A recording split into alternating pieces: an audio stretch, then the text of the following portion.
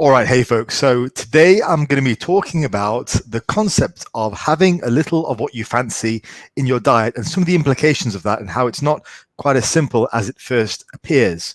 I'm going to hopefully give you the benefit of my experience having coached a wide range of different people who fall on either end of the spectrum in this discussion. So firstly, thanks for joining me on today's video. If you have any questions or comments, please pop them down below. Always some good discussion on these videos, so that's nice to see. And if you'd like to work with me on your own strength and physique goals, there is a link in the description. Now, first of all, this is going to be quite a note-heavy episode, so I'm going to have some notes with me. But just to summarize it, what I'm saying is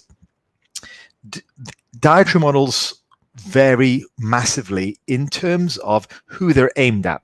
And one of the reasons why we have such a wide range of dietary models is because people have different needs and things which are better able to stick to, which a lot of times they don't even know because they don't have the necessary experience to determine what is good for them until they try it and evaluate it successfully. So let's start with what we've got. Now, the problem that I see is that a great many dietary models take a good deal of pride in giving you a little of what you fancy. So let me just explain what I mean by that.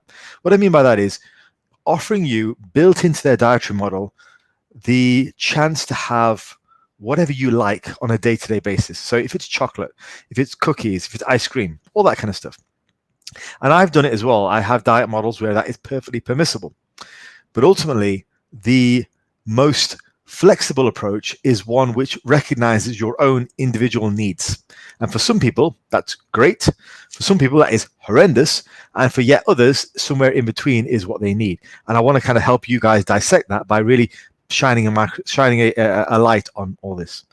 Now, the little of what you fancy thing is quite inherent in most macro and calorie tracking models. So the idea is that you should build it into your macros and calories, and that offers you flexibility. But then that runs into a problem of what is true flexibility. I mean, true flexibility, the way that I see it, is the ability to just go off the plan altogether. It's not being flexible within a plan, because then that's not flexibility, actually, because you can still fail that. And there is still a negative connotation around you failing it. And that's what messes up dieters. Then we also have like the approach of, say, here's your macros, track 90% and then 10% spare just to have a treat at the end of the day. So there is a problem in that most dietary models which focus on macros and calories and other dietary models allow you to have a little bit of what you fancy, which may not be the best thing for most people. And that's kind of what I want to explore. So in terms of who this doesn't work for, occasionally I will come across someone for whom excessive daily variety, it just sets them off. It's not good for them at all. And this is probably more common than you might think. For a lot of people who are very food focused or have been somewhat sort of mini obsessed with certain foods in the past, like chocolate's a common one. It's a very common one. Ice cream is a common one. Cookies is a common one, stuff like that. Occasionally, for those people, a little of what you fancy is disastrous. Okay, I do come across people like that on an occasional basis where daily variety is really going to set them off. So trigger foods for them just cannot be a part of a little of what you fancy, that whole thing. To give you a very stark example, it's a bit like alcohol addiction. You don't just, if you are a recovering alcohol addict, you don't just have a little bit of alcohol on the weekends. You can't do that. You just abstain completely. Now, the brain reward circuitry for alcohol or any kind of drugs like cocaine, whatever else, is very similar to the brain reward chemistry for hyperpalatable foods. Now, I'm not suggesting, cookies are as addictive as crack. Like, I'm not saying that at all. I don't want anyone to get misled because there are people out there who say stuff like that. I do not say that at all. What I'm saying is, though, that the reward circuitry in the brain is the same. That much we do know from the research. So for some people, this approach of having a little of what you fancy on a day-to-day basis is just going to set them off and make life so much harder for them and is not going to be beneficial. So we do know that in some studies, actually restricting whole food groups and restricting whole food categories can really set people off. But in others, they need that restriction. So you see where the problem is. So you've got one recommendation which is disastrous for one set of people and which is amazing for another set of people. And finding out who you are is all part and parcel of it. So I came across this review, which was the influence of palatable diets in reward system activation, a mini review, and it kind of goes on from what I was saying about the brain circuitry. And I just a quote from the introduction. Moreover, palatable high-fat foods, such as those of the cafeteria diet, notice it says high-fat foods, not high-sugar foods, because all of the foods which are most commonly associated with being very hyperpalatable tend to be high-fat and potentially high sugar as well, but mostly high-fat, like chocolate, ice cream, burgers, pizza, all that kind of stuff. It's high fat, not necessarily high sugar. But anyway, can induce addiction-like deficits in brain reward function and are considered to be an important source of motivation that might drive overeating and contribute to the development of obesity. Essentially, what that's saying is that in some people, they've discovered that highly palatable foods, which are these high-fat foods, can induce a sort of addiction-like state of those foods, which can then contribute to obesity. There's a medical term, I think it's hyperphagia, which is excessive appetite, and that's what it talks about in the review. I'll link it below anyway. So the diet then must be individualized to the person. So this is something that I say a lot to my clients. What looks like normal for you may well be completely abnormal for somebody else, and vice versa. So for example, for one person, having no meal plans, no structure, full flexibility is vital to ensure that they have a good food relationship and they move away from disordered eating. So somebody who comes from a disordered eating background, let's say they've been verging on anorexic behavior, what a lot of times, not always, but a lot of time, what works for them is having no meal plan, having almost zero structure. Macros and calories tend not to work that well for them. There are always going to be exceptions, but this is just what I've seen from who I've worked with. As I say, diet must be individualized, but a lot of times the strict flexibility, it actually is very, very counterproductive. And a lot of those individuals do very well with the macro and calories approach, but being highly flexible within that macro and calorie approach. So they still have the sense of comfort of macros and calories in knowing where their boundaries are, but they don't want to be held down any more than that. And that often works quite well for them. So that allows them to move away from disordered eating. It gives them a certain bit of structure, but also a healthy outlet. So this brings into question, well, who do you then take advice from? Because if you are completely the opposite of that, right? Let's say you've never had a problem with disordered eating. Let's say, in fact, you've always been 50 to 100 pounds overweight. And all of a sudden you hire a coach who has a history of disordered eating. Their advice, 9 times out of 10, fake made up statistic there, is probably going to be disastrous for you unless they are very aware of what their own dieting particulars are. And I see that a lot.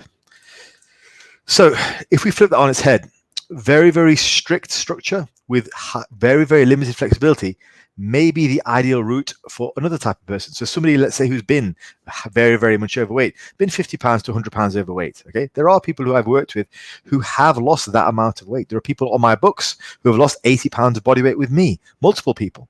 So limited flexibility and more of a strict schedule and structure and education around how to structure diet may well be ideal for them. Now, for the person who had disordered eating patterns in the past, that could be a disaster. Now, both of these methods are heavily advertised on social media. And so therein lies the problem. And this is kind of hopefully what I'm trying to talk to you guys about and get you to think. I am going to give you some recommendations, but the first part of this video is hopefully just getting you to think a bit about what you look at on social media and who can be your go-to source of information for all things related to diet. Because it's not always as simple as have a structure, be harder on yourself. And conversely, it's not always as simple as, yes, just be easy on yourself, do what you like, do it within your calories and macros. It's not always that easy because it has to be individualized for the person. So moving on, my recommendations. Now, diet has to be largely a trial and error process, largely due to the factors I've been talking about, the fact that there is so much out there in terms of who fits what type of diet model fits what type of personality and genetic makeup as well. So my advice is this: start in the middle, start with something fairly moderate. Now that's what I teach, okay? And then we branch off onto other things. Like you've heard me talk about meal plans, you've heard me talk about fasting even, I have all those as tools within a toolbox, but I always tend to start with a very moderate approach because then you can feel the client out, see what they need, see what they react well to. Now, the sad thing is most coaches out there just are not aware of themselves. They aren't aware of what they're putting out. So they tend to flip towards one extreme dietary structure, and they don't realize they're being extreme. They think it's very normal. So they'll say, yes, everyone, macros and calories, full flexibility, have whatever you like. And it'll be them standing there with a pizza going, flexibility, look at me. And they don't realize that that is absolutely disastrous for somebody else who might have an insane appetite and a preponderance towards trigger foods, which are going to set them off. But they're there going, extolling the benefits of being flexible, but they don't realize it's a disastrous piece of advice for a large population of people. But just because it works for them, they don't have enough self-awareness to realize it's not going to work for everyone. So most people, most coaches out there that I see have some type of extreme dietary structure, and they don't present it as extreme. In fact, if you at first glance, it won't even look extreme. But taking into account these, what I've been talking about here, it is. And it can be disastrous for certain people. Now, most need to start with a truly moderate approach, which is truly moderate. So it's not on the extreme end of like macros and calories. It's not on the extreme end of meal plans and all that kind of, or total freedom either. It's a moderate approach. That's what I teach. Okay, more of sort of guidelines, habits, and rules to live by, and then expand on from there. Experiment in a limited capacity with some of the more aggressive features and see how you react to it. So I'll give you an example. I have a client on the books right now, Emily, lovely girl. She has come from a background of pretty much always having PTs for the last couple of years. In fact, her last PT was one of these guys who was very much eat what they like, all about flexibility. I don't know from looking at him, but looking at his Instagram page, looks like he has some sort of disordered eating patterns just based on the food pictures he puts up. And she said to him, look, I really don't want to have chocolate on my plan because it's a trigger for me. And he insisted that she did. So she said to him, chocolate is a trigger food. So what he decided to do was put it into her diet plan every single day. So, you got to face your fears. It's like, imagine trying to help an alcohol addict with that. I mean, Jesus. So anyway, that was a disaster. And then he blamed her for it going wrong. So not only did she have the horrific sort of realization that she basically was forced to eat chocolate every day, not forced, but it was suggested that she eat chocolate every day. But then when she inevitably failed, he blamed her. So there are, and that's an example of somebody who, not to put him on blast, but that's an example of a coach who lacks self-awareness. He thinks that his diet is the diet. So, and that's an example of somebody who it doesn't really do very well with those types of dietary models and needs more of a strict set of guidelines. And that type of diet that she has, the one that I've sort of created for her and molded for her, it would look like a complete disaster to somebody else. And that is why it's so important to ensure that you individualize and you work with people, actually figure out what's best for them, dive into the history and figure things out, and have a wider variety of tools under your belt to actually pull out and say, okay, well, let's try this. Let's maybe look at this. Given your background and history, perhaps this is a better option for you, or this. So that hopefully gave you at least something to think about. And if there wasn't any sort of concrete guidelines at the end, it's because, well, there aren't. That's the point of the video. The point of the video is that you are an individual and you do need an individualized approach. But what I do know is that there are certain models, and it's kind of like a spectrum.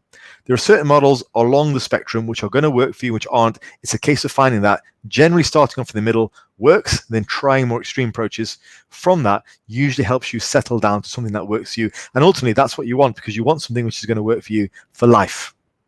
Right, folks, I'm going to call it there. If you want help with figuring out your diet model, like I've done with a lot of other clients, then get in contact. There's a link in the description. I'd love to hear from you. We can talk it out.